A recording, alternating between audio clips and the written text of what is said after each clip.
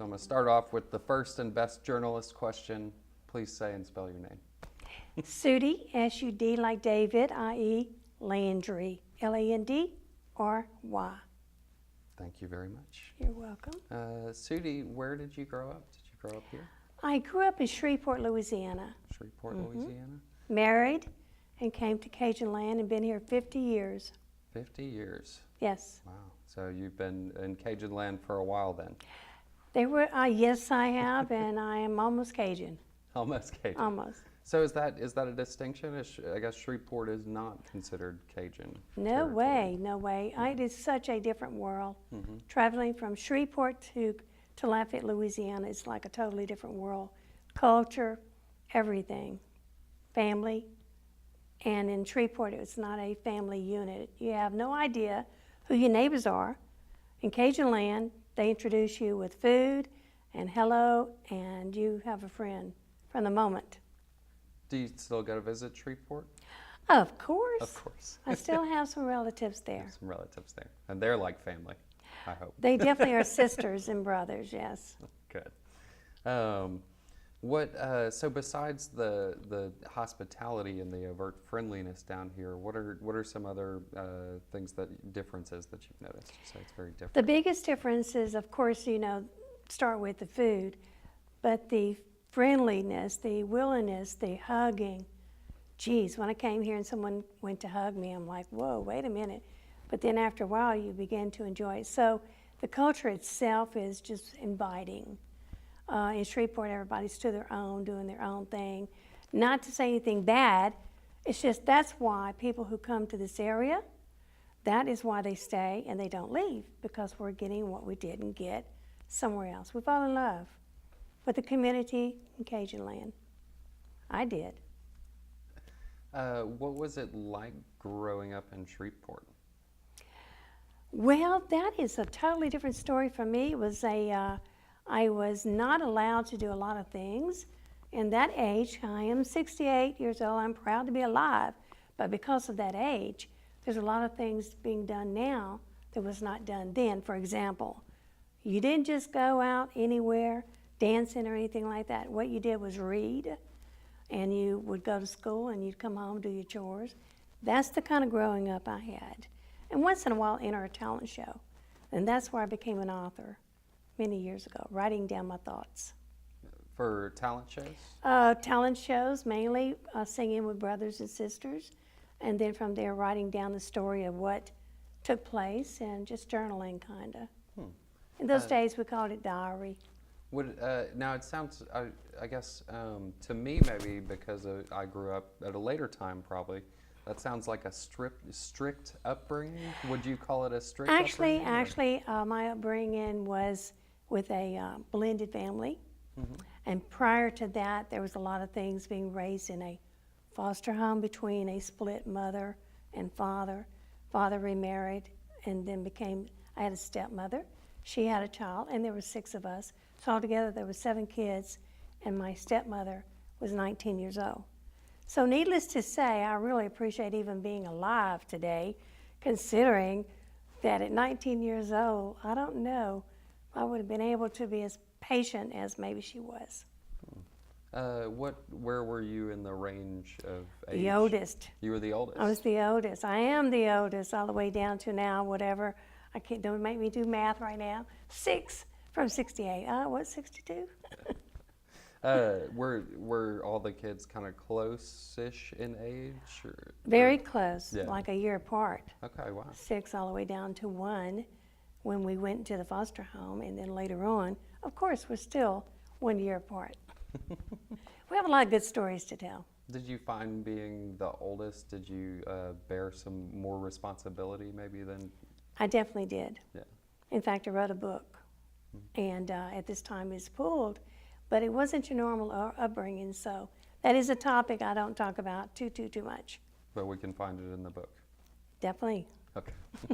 What is the book? The book is called? The book is not on the shelves, but it is called, I've written many books, but that's the only one. I promised my brothers and sisters from the upbringing that we had that I would find the truth and I would share it with them, and I did. I confirmed a lot of things that some people may think it's the imagination of the child, but I went on an adventure trip and I found out everything I needed to know, which was the good stuff, kind of eliminating the bad stuff. You know, sometimes children believe everything they're told. And then when you grow up older, you realize sometimes the stories just don't add up, so you have to go on your own and get the story inside of the story, which is my tagline. Verbally, I just realized that's what it is. I would say that puts you in a unique position because not a lot of people take that sort of investigative route into their own past and history. What if someone else was looking to follow that path, do you have any advice for them on how they would pursue that? Number one, give everyone in the story a chance. If you have to tell the story without getting permission from the people, then use names that are not real. The most important thing is to write something down that you've experienced to help somebody else. Perhaps there's someone going through it right now as we speak. And so I would suggest that you always tell the truth. Don't sensationalize. When I first wrote this other book, I threw it down because I didn't want to say some of the garbage. And I edited down a very large book to a very, very small book. Get the facts. Tell what's important and why you're writing this book. Me, I promised my little brothers and sisters that I would get the truth. And I fulfilled that truth, and each one got a copy. And that's why I pulled it off the shelves, because I wasn't out to hurt the remaining people that had caused us pain. I was out to tell a story so that my brothers and sisters would let go some of the hurt that they had. Some still lingering on with it, but if you forget about it and go on, you're stronger. Yep, long story. Good That's story. Good. We love long stories. Good story. I'm an advocate against child abuse, and that's what my life was like. Yeah. But I've come out stronger, and I encourage people to get out of their situations, but with a good heart, not with revenge. Solid advice. Did you, what age were you when you left Shreveport? 18. You were 18. Yes, my knight in shining armor from Cajun land rescued me and brought me to this wonderful land, and I'll never be a size 2 again because I didn't know food could taste so good. How did you meet your knight in shining armor? I was a friend of a friend, and she had a friend. So I met her. He was in barber school. I was a telephone operator. She was also. So she introduced us. Okay. And we married 6 weeks later. I do advise people to make sure, don't rush into things. Make sure it worked, but it worked out. It worked out for you, but it maybe was hasty. Well, yeah, it was, but love at first sight. This man was going back to Cajun land, and he might not come back to Shreveport. What was the first date like? Well, first of all, he couldn't talk very much English, so he had to speak English for me to understand. But it was like I knew right then and there I was going to marry him. It was a love at first sight. He didn't do anything. He did a lot that should have told me to run the opposite direction. But for some reason, I didn't know why I loved him so. And from the day we got married, 50 years later, I'm still trying to figure out why I married him, other than I loved him. And you were writing at this time already? Yes, I was entering contests just to see if I could win. And it was really my feelings down in a journal. I called it a diary. And some of those poems that I wrote still, I have a collection. Did you ever pursue, were you ever in college for writing? Or? No, I just have, like my grandmother said, the gift of gab, and we're from a family that tells stories. Anything, everybody has a story. You just have to know when to pull it out of the person. I have authors in my family history which, when I searched for the truth to write my first book, I found out had a lot of authors, people who the world knows. But growing up, we were told we were nothing, we would never amount to anything. So when I got the truth, that encouraged me to go on. I did not know I would be who I am today as an author, as the president of the Writers Guild of Acadiana. But each little step of the way, I just get AOC I came onto AOC to showcase other people and to tell, really music at that time, 7 years ago. And now it's whoever comes in, they have a story. No matter who, they have a story. That is right. That's right. Now, a lot of authors I know that I read have had a laundry list of different jobs, and you mentioned you were a telephone operator. Do you also have, did you try out various careers in an effort to research for your? I have, yes. Well, no, it just fell into place. I was, number one, I always wanted to be a hairdresser because I used to do my brothers and sisters' hair for many reasons, some good reasons why I had to do, some bad reasons, but it worked out. So I always wanted to be a hairdresser. Never really wanted to be an author, but I have been a florist to help people out. I have worked as a major secretary. I've done a little bit of everything, but on the side, I still wanted to do hair. So I did hair until just really 10 years ago. Oh, wow. Right. Nice.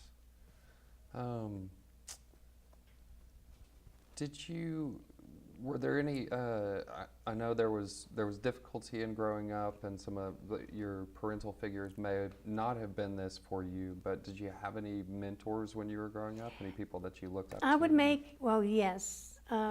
Grandmother, her name is the same as mine.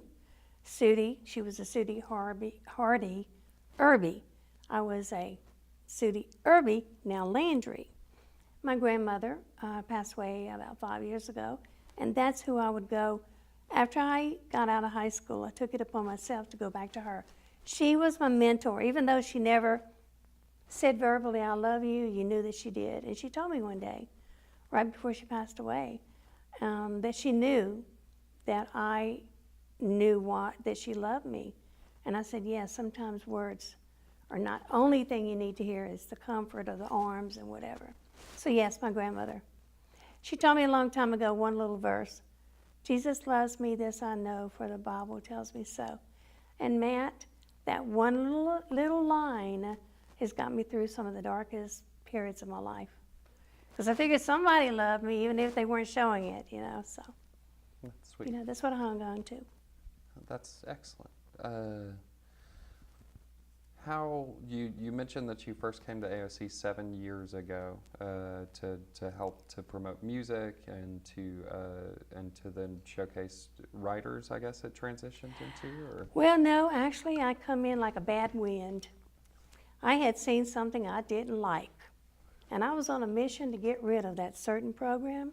So I figured if I came in and shared what I had in mind, then everything would take place. Well, I learned a whole lot more. I learned by being with AOC, first of all, that is a freedom of speech. I learned to respect everybody else's opinions because they didn't like mine to start with. So I learned, number one, either I was going to go with the flow or I was going to have to back off. And so after having a meeting with the executive director, I told him what I wanted to do, but I also realized what I was doing at that time was going to showcase all kinds of gospel music. I'd been doing it since 1995, organizing concerts. Showcasing people free, sharing their dreams that maybe they couldn't, pay somebody else to do for them. So I got a joy out of helping somebody else succeed, and I still do. Backing up to AOC, it crossed over to going from the old building to then people were starting to call me and want to come on the show. So it just went across the board. Authors, musicians, you name it, Hall of Famers, everybody was calling me. And that's what AOC is all about. And nowhere else would have that opportunity. I know it's like children and it's hard to pick, but do you have a favorite or a most memorable guest that you've had on your show, or a really memorable experience? Well, being honest, I am amazed at how many atheists want to come on my show, knowing where I stand in my faith. But what's amazing is that also, I'm being honest, transgenders, whatever, gays, lesbians, I love everybody unconditionally, and everybody has a good story. We don't have the same beliefs and standards. That's what AOC taught me. If I want to get a good story, you have to understand and respect everybody. And I've had these people come on the show and blows me away that they share even more than that. That's not what they come on to push. They would just wanted to see if I would let them on the show. And the stories were amazing. Not details of their livelihood, but their dreams and their visions. That, the first experience, and that person became part of my crew. Okay, and I was blessed. I learned a lot. And he confided in me, and through that I grew a whole lot. I won't mention his name, but I'm pretty sure y'all can figure it out. That's beautiful. That's a beautiful story of coming together. Well, that's what AOC is all about. As someone who, it sounds like at first you were maybe reluctant Definitely. to cross that line, Definitely. and you said you learned a lot. What advice would you give to people who are still on that other side of the line where they're kind of reluctant to cross that line to get to know someone who's different than them? First of all, I've been in that path. And the first time, I've always, okay, God, my faith. Certain people of faith will say, oh, no way, that doesn't line up with my faith. I believe that is between God and the person, the way they live. I know what God's word says, but I also know this, that he loves us all. So it's up to them and how they want to respond to that. But the first time that someone approached me, and it got bigger and bigger, people who organize big parades out here. And I was honest and he knew where I stood. And so the very first time I was approached, I just said, okay, God, if it's meant to be, it's going to happen. They're going to show up. If not, otherwise, it all falls into place. I just let it roll. So far, it's been fantastic. Fantastic. Serious relationships, unconditional love, good shows. The people go on to not feeling judged. And that's what I love about AOC. Because, boy, I tell you what, when I come in like a bad wind, that one show, I was determined I was going to outdo them, get rid of them. I had the wrong attitude, but they did leave, but it wasn't because of me. Just because they left. Just because they left. They went on to something else. Nice.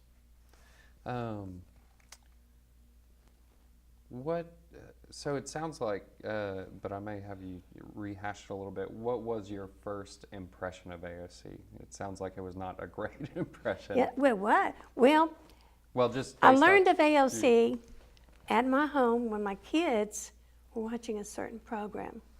And they know I'm an activist to get out there and tell someone, tell the truth. And this particular program was not very nice. And we pretty well knew who was behind the mask. And my kids just happened to be my neighbor down the road. So naturally, being who I am, I was operating a beauty shop, and people would come for prayer and get their hair done, whatever, even that person. And what happened is, I said, that's it. And they'd say, Mama, don't you dare. Mama, don't you dare go to AOC. Don't you do anything. Mama, leave it alone. They're going to kill you. These people are going to kill you. So I thought, well, I'll do better than that. I'm not going to say nothing about these people. I'm just going to go in and share what I've been doing and see what Ed would think. And already there was nothing on here doing what I was doing. And I had a following of bands and musicians. So that's what happened. But AOC, no. I didn't like it because I told you. Freedom of speech is something I had to learn, really learn the meaning. So the show did not impress me, but gave me a fight to come in, and here I am today, showcasing everything from music to stories to Hall of Famers. Nothing I did, they're coming in. What was the most surprising thing when you came into AOC for the first time? What surprised you? Very first time was that everything worked out. I came in, I met Miss Deborah at that time, and she had such a welcome spirit. And then here comes Ed Bowie, who took out of his schedule to talk to me. Turned out, I guess Deborah had already told him what I was there for. I was amazed of the reception and the encouragement. And that I wasn't being crazy, even though I said what I had to say, and how professionally they responded to my bad attitude. I doubt you had a bad attitude. Oh, I did. It sounds like you're working on it already, but if this is not it, what is your dream project to work on? I am already having my dream. Every time I think about stop programming the show and give somebody else a chance, another good story drops in my lap. I'm doing it already, helping people connect with other people, whatever they're doing. For example, yesterday we had an author. That author came on 2 years ago. She's written 4 books, but one of her books is now being made into a movie. She herself is doing, and other people are coming on board. So when stories come and sit at that desk with me, some of them in the past, for example, the story I share, of course, on AOC, then we put it on YouTube, and then I put it on Facebook. And in the past, the Food Net cooking work has come down and did an interview with one of the shows that AOC we had filmed, okay? And then we got a documentary of an actor that were doing a documentary. And I had done a footage, and they'd seen all this on YouTube. For people who don't get AOC on Cox Cable, I do this and I give them a DVD free. And that way they can go out and they can help publicize AOC and what we're doing. Cool. Very nice. And also it's available on YouTube. Yeah. Well, first of all, I always try to plug AOC and then from YouTube and then to Facebook. Cool. Very cool. So for 2017, I guess we're over the hump in 2017, but for the rest of 2017, what are you looking forward to? Doing more with children, challenged, special children, their talents, showcasing kids. You just have to have the right child host, and I'm checking that out. You'd mentioned showcasing several times that you used to showcase gospel musicians and organize. How did you get into the music promotion business? Somebody had to do it. You know that word. Why doesn't somebody do this and that? I would go to the local Christian store, buy all kinds of music, and I'd hear these people singing. Before I realized it, I'd say, well, are you signed? Do you have somebody representing you? And there were so many that did not, but they were trying to find someone to represent them. So I introduced myself and I was given the name in my heart at that time, Praise Music Production.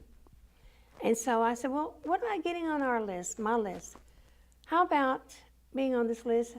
I don't pay, I don't charge, I don't get paid, and you get everything free. Come out and let me line you up concerts. And then tape your little 5-minute whatever music and have it for sale, and it's all yours. Would you like to be on a list? I had no problem. My list grew and grew and grew. And we did that from 1995 until the moment I had my massive heart attack in 2005. Yep. That's free. The word free. So your motivation then was, what was your motivation? Motivation was this talent was going out unknown, and these people didn't have the funds to be able to showcase themselves, get themselves out there. And I will tell you, everything fell into place for me. I'm just very blessed. I came here, things fell into place with me. I have a editor. I keep telling him he has to knock off some of this award-winning stuff. That only happened one time. But the point is, it was an honor to be recognized. So backing up, there's a lot of people out there that are so talented. And community-wise, they're not only singing, they're doing stuff free, and they're giving back to the community. And that's what I like to be a part of. Nice. That's why. That's beautiful. Are you reading anything right now? Reading? Yeah. I am writing. I'm writing the last of my series on this particular book, and it's exposing things that are not right. And I'm not one to plug myself, but I am under my name, so nobody else has Sudie, S-U-D-I-E. So it's a series that you're writing? Yes, up? I have experienced many paranormal situations, but I'm the flip side of Stephen king. He writes about the critters. I've seen them. But prayer. I pray if I see, for example, you, if I know something's wrong, I'll pray for you just like I pray for William. He didn't know. I don't have to tell you what I'm praying for, but sometimes the Lord has let me see stuff so I can pray for the protection of that person. And so this is Paranormal, true stories, all mine, and it's a series called the Spiritual Warfare series. And I'm on book number 6, really. And the other books are published? They're published. They're on the market right now. Is there a story you could share from one of the published books? Oh, there's a bunch. Let's see, which one should I share? Okay. Yeah, I'm going to share, well, it's something that happened that never happened before. Every story is totally different. And I don't mind saying that she's the past president of the Writers Guild of Acadiana. She's also was an undertaker. She also had, I didn't realize, the kind of experiences that I did. I did an interview with this lady. I won't name her name. I did the interview with this lady, and she and I know about each other. We have a lot in common. Grandmothers basically used to tell stories and things would happen. And I had someone walk in, part of the crew, and I saw the change in my guest's face. Thank God we weren't recording at the time. We were kind of gabbing before. And I saw a look on my guest's face, and I knew something had happened. And I turned, and I also saw what she saw. So then the director didn't know what was going on. So we started with the show. But after the show was over, she came up to me and she said, Sudie, did you see what I saw? And then that person come and hugged her, and she described what she had seen, and I said, yeah, I had seen it. So this author, to give you an idea, this author had a certain picture on her book that she had published here. And she was waiting to be able to talk to my guest, who has movies, has books, you name it, okay? And my guest did not know that what she described was the exact picture of the book of this author, which dealt with abuse. On the face of this book, and I'll tell you, an outline like this, a color, and about 12 outlines till they got down to like covering a line, 12 lines. Each line was a different color. I knew what it represented.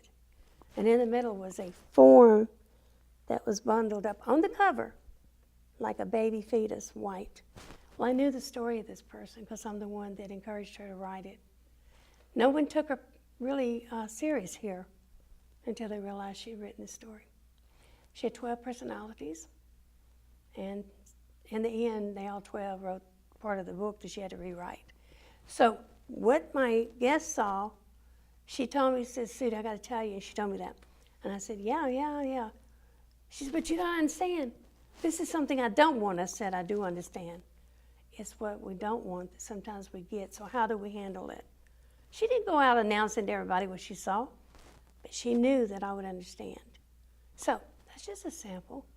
What had she seen? She actually saw the cover of the book before the lady even came in with the cover of the book. And a crew member? A crew member. Okay. One of my people that come in once in a while and operates my camera reader in a book. Okay. I am we. And she's part of my team once in a while. And she saw the cover of the book. She saw the lady, then she saw the cover of the book in her mind, I guess. Mm-hmm. And then afterwards, she was handed a book by the crew member that had the exact picture on it. So she saw a kind of almost an aura, for a lack of a better word. That's right. Okay. And it showed, as much as she has been through, she's a paranormal investigator, the policeman called her in. As much as she's been through the guest, she was freaked out because she'd never had that experience before. Wow. That's a sample of someone else's thing, but that's kind of stuff. Excellent. That sounds really interesting. Yeah. Let's see. Okay, so you're a big fan of music. Definitely. What bands or playlists would you include in your must-have on a deserted island? True stories.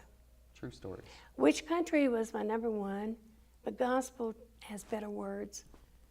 Didn't tell you go out and steal a car, stab your mama, stuff like that. So my goal and the artists that I showcase took the regular music and turned it around, put new words, better words. So yeah, all genres. I was the first one in Lafayette to showcase rap. Nobody wanted to give the kids a chance, and that was back in the 1995. And the words to the music is what was most important. They could hear the music, and now to this day, a lot of those people are preachers, are recorded musicians. I was just there to encourage them on. That is my goal here. Also, just encourage their dreams to come true. And with AOC, the way it's set up, it's very possible. Okay, if you could have, we're getting into some silly questions now. No problem. If you could have dinner with 5 famous people from history, who would they be? Oh, wow, that I don't even know. Or you can pare it down if it's just 1 or 2. Wow. Well, considering I've already written a story about Jesus at the banquet table, maybe I have actually seen the silhouettes. Jesus would be number 1 because of all the stories I wrote. I would not be here today because of the stories I wrote without him, because I would be dead. I mean, the Lord has used me to put me in situations of actually being exorcised by the demons and occults and to expose. That's what my stories are about. That is not good, to let the people know not to play these games. So number 1 would be Jesus, because I heard that whenever you talk about God, you'll be dead by the time you see him, so that's fine. I'm not quite ready. Oh, well, whatever happens, happens. I've been close. Oh, really? I don't know. So Jesus. Gotta be, because I can't think of anybody else. There you go. He's a storyteller too, That I've heard as much. A lot of parables. What is your superpower? Faith. Faith. Faith. And through all the near-death situations I've been in for myself, to believe in something so strong that no matter what everything else appears to be, that it's going to happen because the word has been written that everything will be all right. So, faith, my Bible, God's word, no matter what language. All right, so Wow. feel free to say, I'm not answering, but what is the one thing about you that few people know? That I really have been the example. If you really knew me, you'd want to cry and have a pity party if I'd let you, because the things that I've been through, the things like people would be shocked that I am the person who I am today, which is not just me. But if you read my true story, you'll go, there's no way, Sudie, not with your attitude. But I chose to believe that the glass is always full, not empty, and that no matter what, I guess today they would say I make lemonade out of everything. So if they really knew what I went through, which some people, when they want to know why I think, why am I seeing things that other people want to see, I said, I can't give you the answer other than just tell you the story. That's what happened, and I'm sticking to it. So I don't really know any other way to answer that. I think that's a solid answer. What is your spirit animal and why? I have no idea. I don't have a spirit animal. Well, if you have to classify me with, I guess since I have the Apache background, I guess a wolf. I don't know why, but I guess a wolf.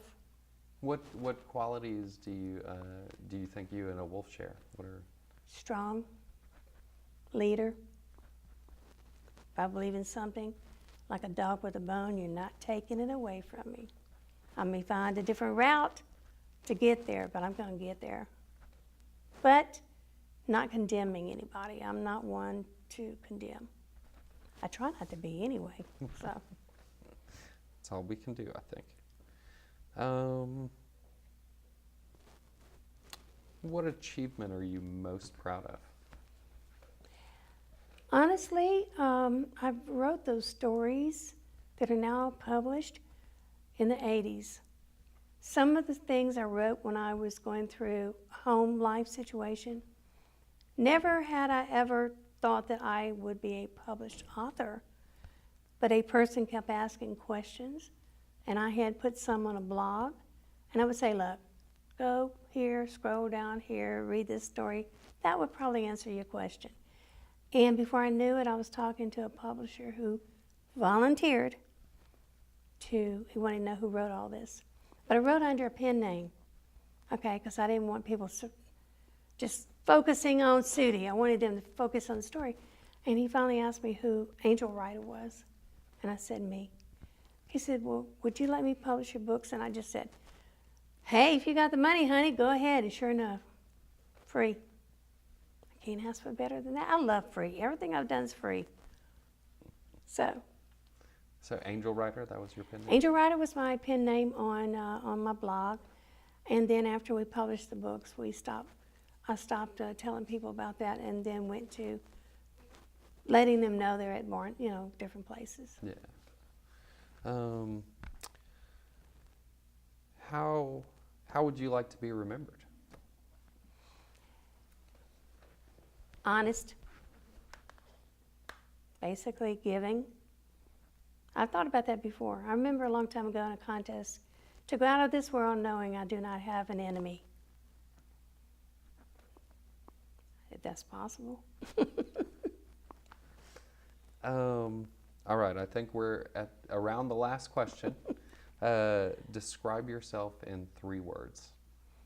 I thought I did. And we've had people pass on this before, but just 3 words. Again, Lady of Faith. That's 3 words. That is 3 words. Sudie, thank you so much for coming down. Thank you very much. I'm very honored. I keep giggling because there's always more. There is to the always story. more. Do you want to say that one more time so I don't walk over? There is always more to the story.